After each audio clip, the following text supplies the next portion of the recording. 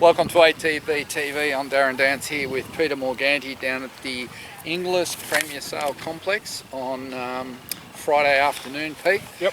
The sale kicks off here on Sunday and Monday, Tuesday. As you know, we've got 6 yearlings here, Peter, to be sold on Sunday and Monday in the first session. And you've been here for an hour or so and they've been pretty busy. Yeah. Can I say you're a long sleeve shirt and the jacket? You look like you're cold. Mate, I'm from Ballarat. Yeah, I sat there for an hour and the Exceed and Excel was out half a dozen times and multiple looks a couple of times. So, and I think generally across the board they've all been good interest in it. Yeah, if you are interested in all following the sale, it'll be broadcast on racing.com on Sunday. If you want to know what horses we've got in, we've got 6. If you go to the William Inglis site, Google Premier Inglis Sale 2020 and just go down to the index for Esker Lodge, and our horses are there. So we've got lot 39, lot 96, 172, 172, 471. We've got 4 on the first day and 2 on the second day. You've got the index there, let's just run through them. So we might just do this properly. So if you do want to follow them, you can. Lot 39 is the first one. It'll go through on Sunday morning, probably around about 11:30. Then we've got a couple hour wait to the Fastnet Chocolicious, which is lot 96. Yep. And then we've got the Zoo Star Flying Hula, lot 174. The American Pharaoh High Largo, lot 212. They're our 4 for Sunday. And then on the Monday, I think we've just got the 2, which will be the Star Turn Loves Attention and the Exceed and Excel Swanee. So I know Exceed and Excel Swanee's lot 471. I'm just not sure what the Star Turn Loves Attention is, but they'll be there on the index anyway, and you can have a look there. But we're expecting them to sell particularly well. They're a very nice draft of horses and they've been well received by the people here at the sales. Plus we've had a number of our trainers up at the farm last week looking at them, about 10 or 12 trainers in total, and they've all been very well received. So we're really looking forward to see who buys them, what yards they go into, and there may be an opportunity for us to stay in some of the fillies, Pete. Depends on who buys them and whether they want us as partners. Yeah, and it's good to see that some of the trainers we use are up and about and looking at them, so they could stay in-house, so to speak, with some of our trainers.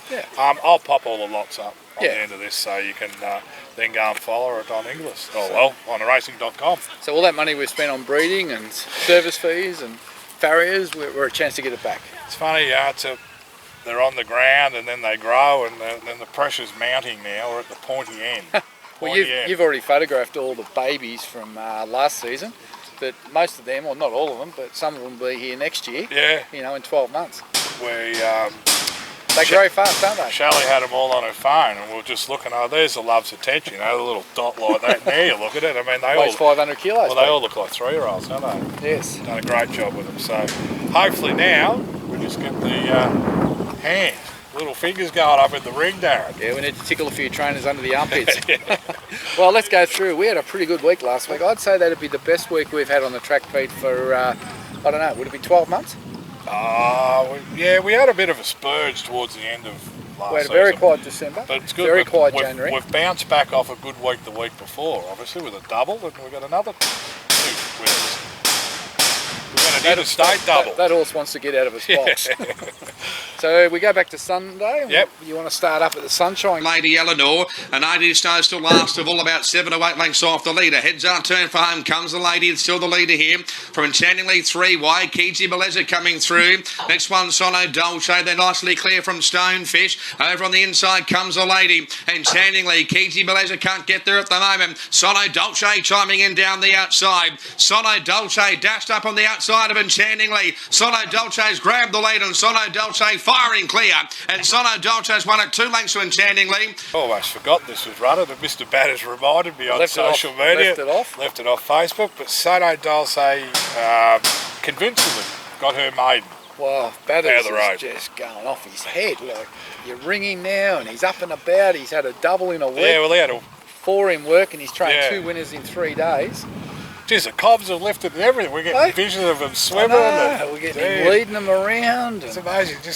I don't know who that bloke is. Is that Batters?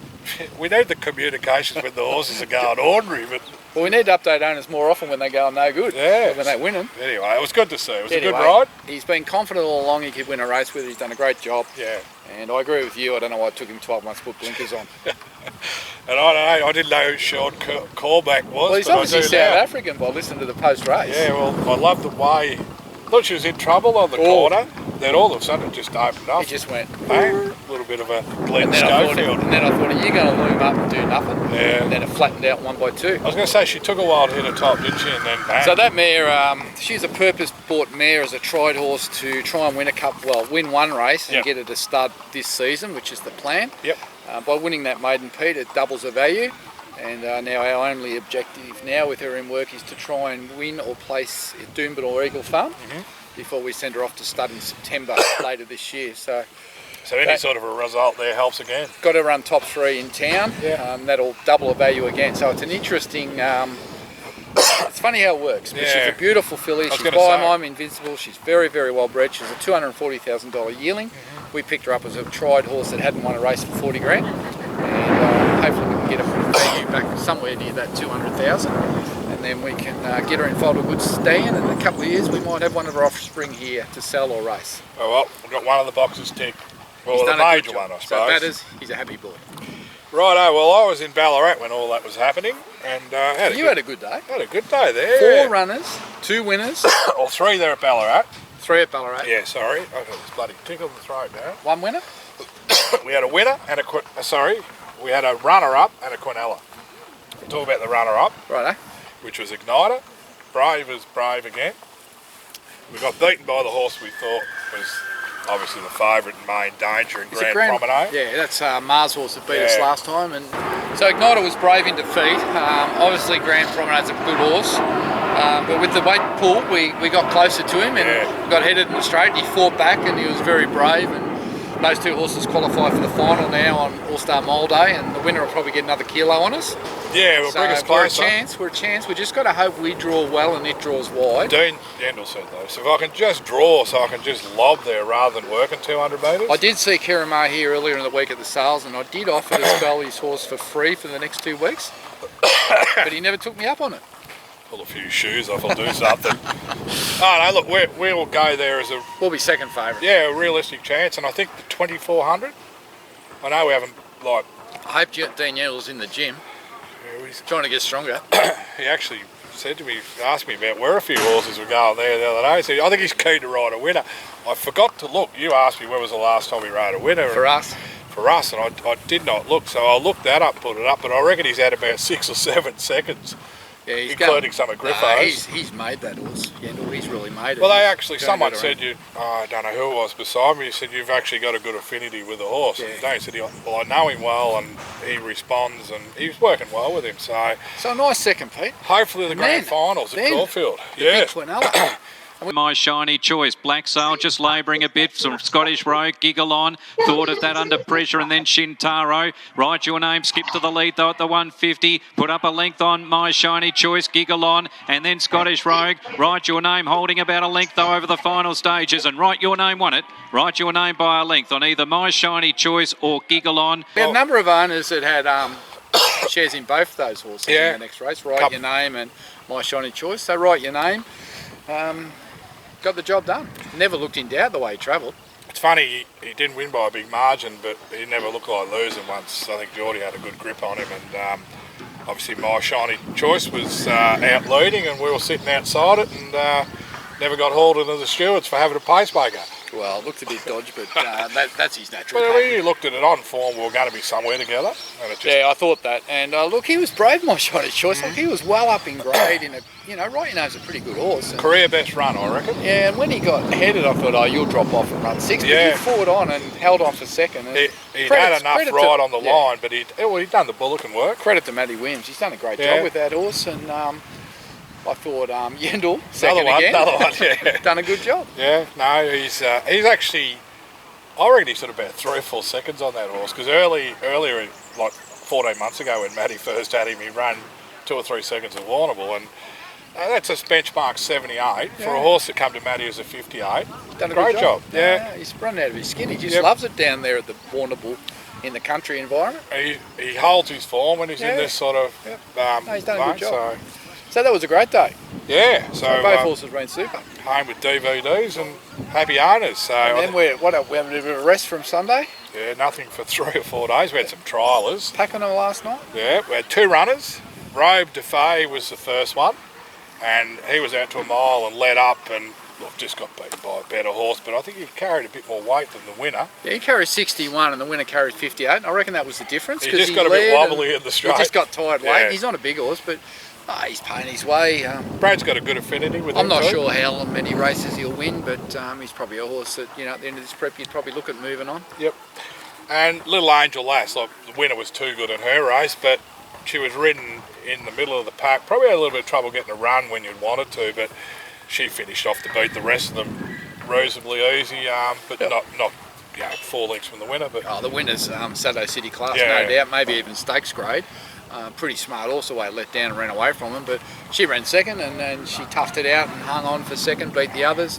That's her grade. She's a 70 grade horse, Pete, and probably just a little, if she could be just a little bit taller and carry the weight. I think she's a filly that appreciates less weight. The claim, I think, helped with the 1.5 off last night. I think she ended up with 55.5.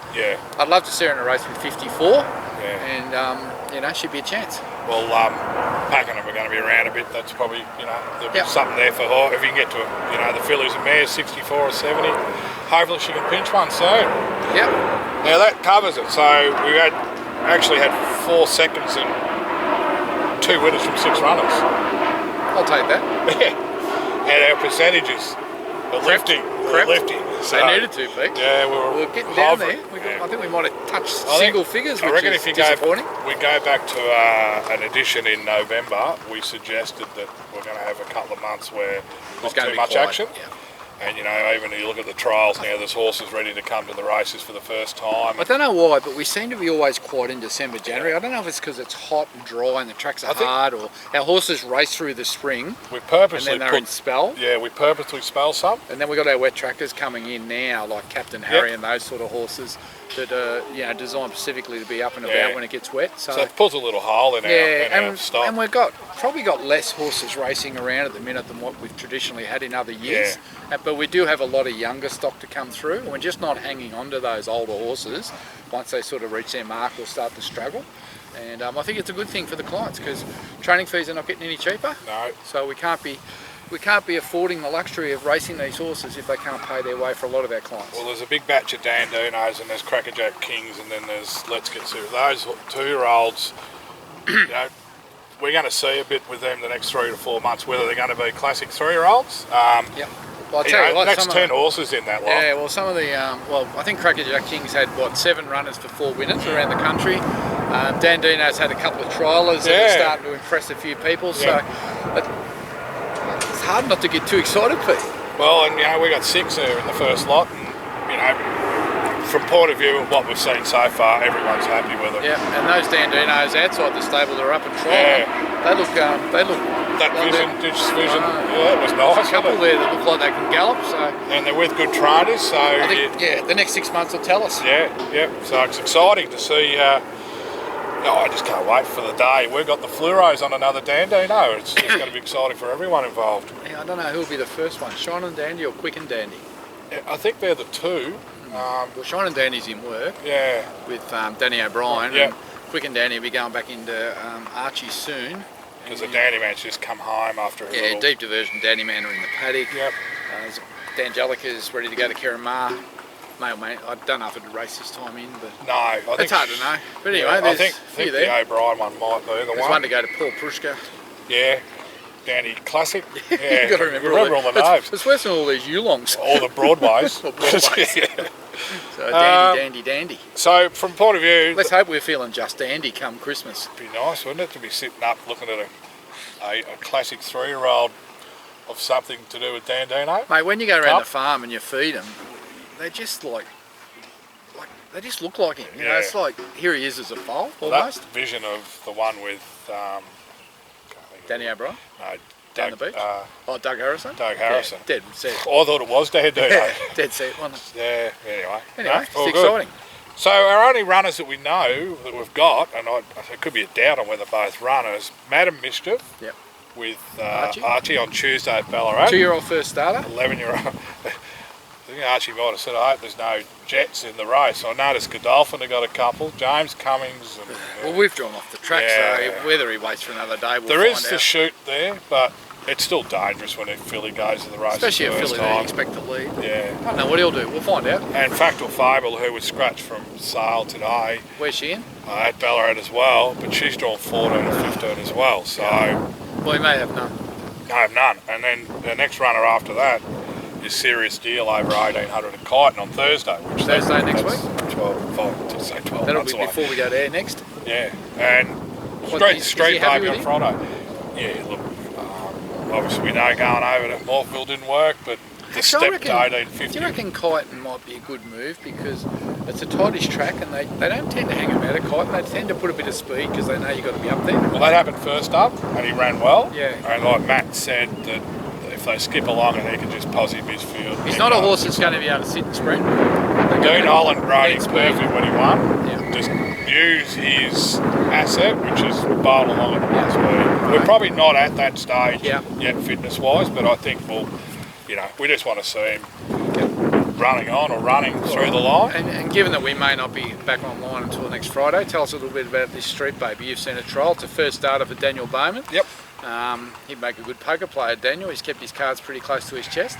Not giving much away. I'm relying on your ears and eyes at the trials. What do you got to tell us? First trial I've seen, which was basically her first decent trial, I think it was against a nice little filly called Anjana, and she ran through the line really well. The next trial, the track was a bit chopped up, and she had to chase from a long way out, but was still good through the line, and I think that had cleaned her right out. Yep. She didn't look as impressive second time round, but she still got to the line well. So Daniel's purposely picked something out 3 weeks away. She'll go to the races. So where's Friday? Fresh, Ballarat. And I think she got the ability to race on the speed, right, or just off the speed, well, which you probably need to do at Arrow. Oh, I'll be excited to see her debut, won't it? But I think she hasn't surprised us, but she was a slow maturing filly. Yeah. But now that she's got to this stage, Been very patient, hasn't he? She's just showing us what we want to see. So we might as well just mention what's going to happen on the Saturday, Pete. The following week, which is next Saturday. Yeah, Australian Cup Day. Southern France first up in the Australian Cup. And Serious Suspect, who trialled this morning, is... Did you see that vision? I did see the vision. It was nice. You'd expect him to trial well over 8 up, but he did do it under double wraps. And Damien Lane on. Yes, he's going to get 54. Yeah, so we love Brad on the horse. Hasn't he, Damien? Apparently him and Brad are pretty good mates. The fact you can get hold of Damien Lane is a bonus these days. Des Pinfold would be happy if he was in him. He's an unabashed fan of Damien Lane. Was Penny's Playboy down to go somewhere? No, he was going to have a trial. He was going to today, but he didn't. And then Yogi for the Adelaide Cup on Monday. On Monday, that's the go. Yeah. So we're looking forward to next weekend. So we've got a big, well, not much this weekend, but from Tuesday onwards, well, also next weekend, the big guns, Darren. A couple of big guns. Yeah. You know how hard those races are to win. I know. You can go there and run well and get flogged. Hard enough to win, like, was Cornella the other day, like, that's to run 1-2 anywhere. Yeah. That's why I said to a couple of the owners, you've got 2 horses in the race and you're running 1-2. Like, they said, which one do we watch? I said, you got 2 eyes, one on each. A couple of smarty owners got the Cornella. Did they? Someone said to me, who are you going to back? And I said, I don't know, probably just take the Cornella. I couldn't even put my hand in my pocket. $35. 10 on that, $3.50. Yep. No? Anyway. That's a feed of fish and chips, are you? Hey, I've been good lately. Yeah, what are you looking at your guts for? Oh, well, do you think it's shrunk? No, I hope it is. Water diet. Water diet, yeah. Fruit. Well, you've been a bit unwell. How are you feeling? Tell me. Yeah, better. You better? Better. Feeling better. I've got to go back to these doctors. I hate them. You started jogging? There's no physical activity involved in this recovery. Right. Because that might kill me. I'm all right, and we should make mention of the Trang Racing Club. Yes. You and Liz went down on Wednesday for their meeting, and we donated a share in a racehorse for them to raise money. What was the money being raised for? What was What's it all about? It's sort of like a farmer's day, and it's a bit of a men's health type day, and the Terang and Mortlake Health Services. That's where our money went to for the filly. We bought this 5% share. We auctioned off, and 3,800 made. 3,800. Filly called Loudspeaker. That's now trained by Mitch Friedman. Yep. And they'll pick out. I think they've had different instruments that they've bought that helps set up. Something to do with keyhole surgery? This was, I think. I think they've had different machines that they haven't been able to buy without those type of resources. Yes. So. Yeah, well, and it's good because good the Here to Fox group were part of the winning bidders this time round, and obviously Urgent was the last time we were involved, and she trialled the other day. So some of those were there. Yeah. They weren't quite as keen putting their hand up, but they helped the bidder get to where it did. But look, good results. We're happy to help that club. They've got a lot of owners there, and they're good people. The pressure's already gone on Mitch Freeman. There's a 2-year-old race on Terang Cup Day in April, and I think Mitch has sort of got 6 to 8 weeks earmarked. And he said that works well if it works well. So if she's up and about, she might have her first start there. So we're quite happy to give that share to the club. Yeah. And we're also happy to put their training bill in credit, $1,000, Pete. So they got nothing to worry about for 6 months, and they might have a cheque come their way in that time. The only thing is, if you or I need keyhole surgery, we better be number 1 on the list. Well, we better make sure we're on the chart. Way things have been rolling health-wise the last month or so. So I think we should be like straight in, VIP. I better ring.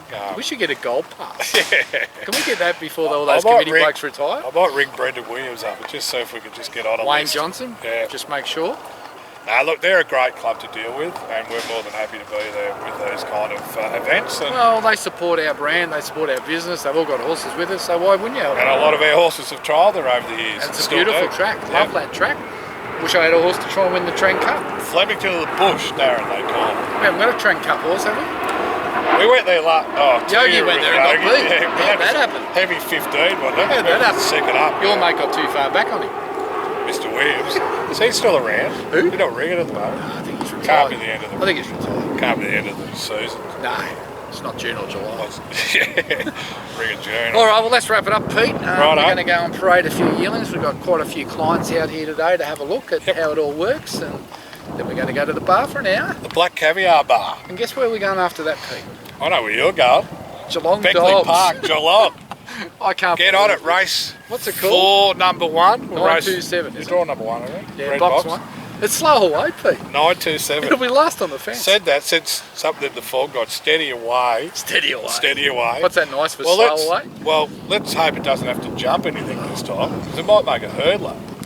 I wonder how long this novelty's going to last. That's good. At least you're at your home. I reckon if it gets knocked over the next 2 runs, that's it. Liz won't want to know about it. The 927 Syndicate, 927. Yeah, Matt Lanigan. He won the big race at Ballarat the other day, so he can train. Cashed up, is he? Only a young fella. Right. Yeah, so actually I ran a couple of people at the Dogs on Wednesday night, informed me that they actually watch us on ATB TV. What's wrong with their real telly?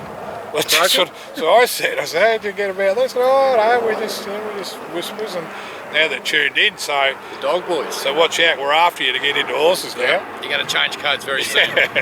All right, until next week, I'm Darren Dance with Peter Morganti. Good luck to all the breeders that are selling here at Oaklands over the next 3 days. We look forward to a really positive outcome, and we'll let you know how we went next week. Cheers for now.